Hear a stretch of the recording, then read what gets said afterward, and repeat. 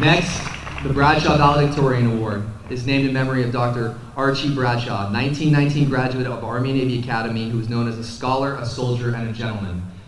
It is presented to the graduating senior with the highest cumulative grade point average, including 9th grade performance and through first semester. This year's valedictorian is YiBo Bao. YiBo is graduating with a GPA of 4.31, will be attending Berkeley this fall, and will be majoring in economics. YiBo?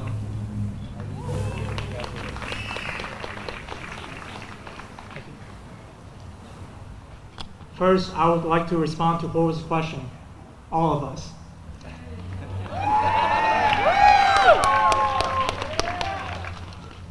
Good afternoon, faculty, staff, families, friends, and guests. Thank you all for being here today for the graduation of the class of 2018. It is a great honor for me to stand up here today and deliver the valedictorian speech. Just a few weeks ago, Horace, the salutatorian who just spoke, and myself received a notification from the dean, Mrs. Segovia, that we'll be speaking on graduation day. Right after we got out of his office, Boris told me that he already had an outline for his speech. And I called him here. I don't know how you're gonna top mine. Considering this is the final competition of our high school career, I decided to declare surrender in the beginning of my speech, since I have taken W's in everything else.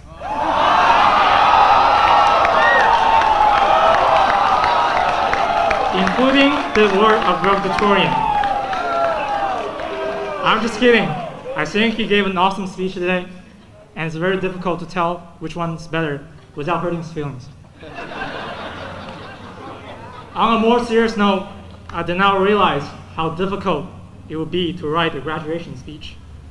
Not that it's harder than Miss Frankie and Mrs. Fraser's in-class English essays, but the fact that I'm writing a speech for my graduation makes me a little sentimental.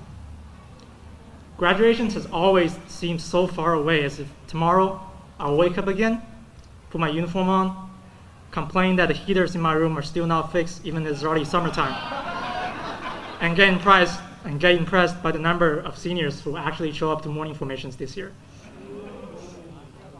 However, with the numbers of days left on the clock turning into single digits, the large dumpster and the storage taking up their annual position, seniors selling their mini fridges to the juniors, cadets talking about their plans to skip the graduation and the commencement parade, my battalion commander Drew Thomas appearing less frequently to evening formations, and lastly, writing this graduation speech.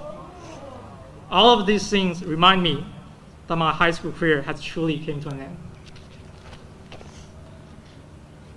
It was back in late January in 2014 that I first set foot on this campus.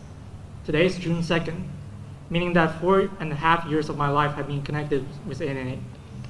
I am 18 years old. Only some simple algebra is needed to conclude that a quarter of my life has been connected with ANA in some capacity. Nevertheless, new cadet training still seems like it happened yesterday. As a 14-year-old kid, I was already the same height as today. Unfortunately, I have not grown a single inch since 6th grade. But I was even skinnier than I am today. I was seriously overwhelmed by the new environment. Luckily, I met new friends who helped me get through the toughest period. They helped me to assimilate into the system, to understand the culture, and to learn the values of the school. It is with their help that I was able to grow and develop no longer as a teenage boy, but as a young man and young adult. We learned in the classroom together. We fought on the fields together. We competed and became leaders together. And finally, we'll leave our legacies here today. The class of 2018 is extremely special. Some of us who have been here since freshman year suffered through probably the most drastic downfall of ANA together. It was a catastrophic disaster for us when the school decided to no longer provide Coca-Cola as a drink in the mess hall. Many young hearts were broken, but we persevered through the disaster and adapted to the new harsh conditions. Besides that, all of us bear the weight of the tough JPA together. and we did not give up on ourselves and the core after the slightly disappointing results, which I'm confident to say were not our fault. Despite the challenges that were presented to us, we're still able to make our class to be the best that the school has seen in years. At the beginning of the year, the changes in the schedule made possible by the battalion staff significantly increased the percentage of cadets showing up to morning formations and eating breakfast. Every day, some seniors enjoy their lunch on the tables outside behind where we're sitting on the senior lawn. And most importantly, instead of just going AWOL, that is away without official leave, seniors now are able to legally sign out and go off campus to eat lunch on Tuesdays and Wednesdays. Now that time is coming to an end, I challenge the class of 2019 to continue this legacy of making positive changes here at the Academy. I would like to express my gratitude to all the faculty, staff, my family, and all my brothers here at the Academy. Without your help and support, I could not have made it to where I'm standing today. Thank you, Ms. Mears, who had done an incredible job in preparing my American skills. Oh, I'm in English.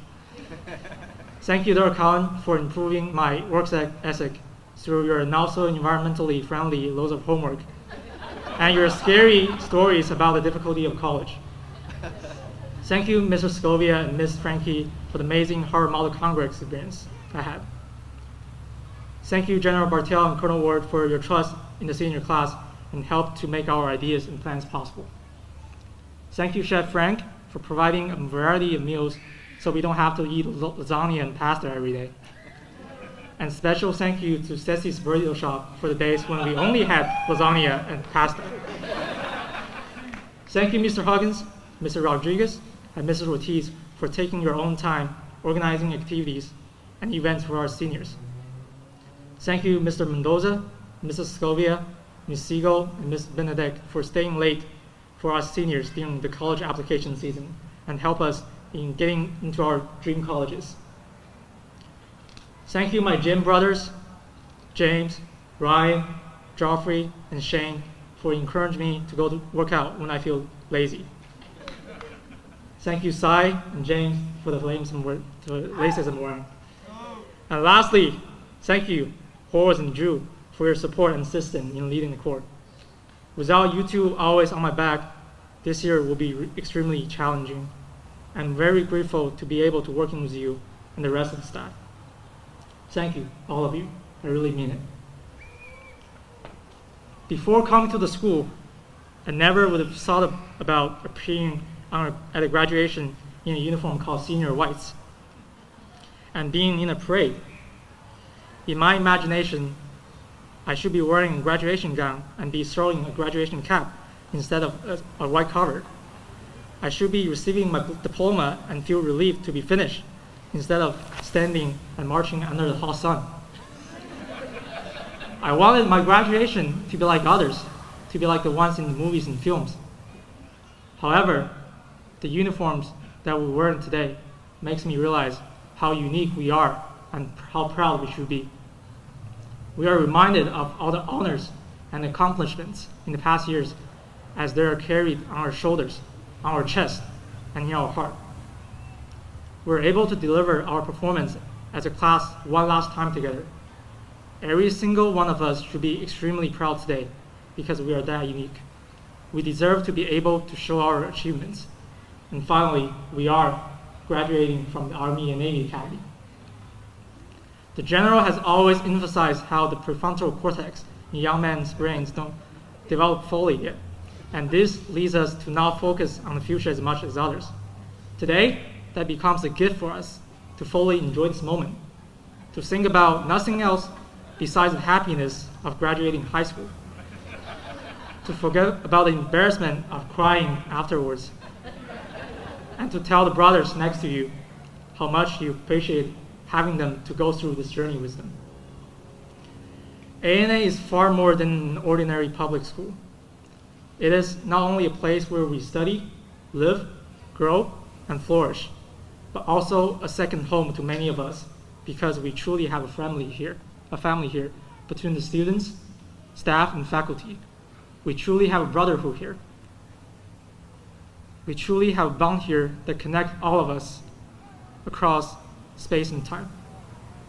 No matter what journeys we go on, no matter what voyage we take, no matter if we achieve success or encounter adversity in life, we can always come back to this place to share our happiness or seek consolation. This is not going to be an end. This is just the turning point onto the new journeys that we all are about to go on. I wish all of you the best of luck in chasing your passions and your dreams. I hope you'll make your names sound and make all of us proud. Congratulations and thank you. YiBo Bao out.